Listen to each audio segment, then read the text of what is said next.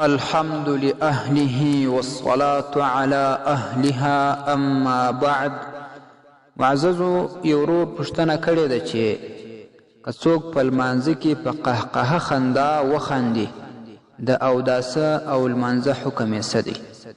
الجواب وبالله التوفیق. محترمه، که څوک په داسې لمانځه کې په قهقهه خندا وخاندي چې په هغه لمانځه کې رکوع او سجده وي، نو که قصدن وخاندي او که په هیره باندې وخاندي نو لمونځ هم فاسد دی او اودس هم مات دی. زیبه بیا به اودس کې بیرته به دغه لمونځ له سره راګرځوي.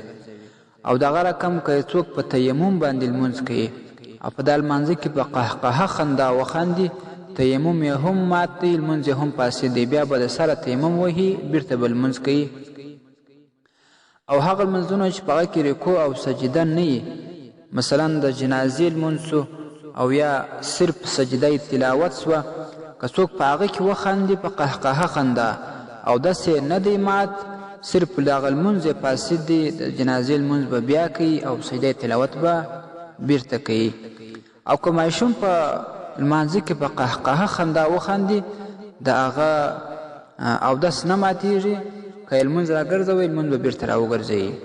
امام ابن عابدین الشامی رحمه الله لیکلي رد المحتار کې چې جمهور د متأخرینو دا وایي چې دا په دې وجه باندې د اودس مات دی چې عقوبتن یعنی زجرن د اودس مات دی، دی به ځي بیرته به اودس کوي، بیا به لمونځ کوي.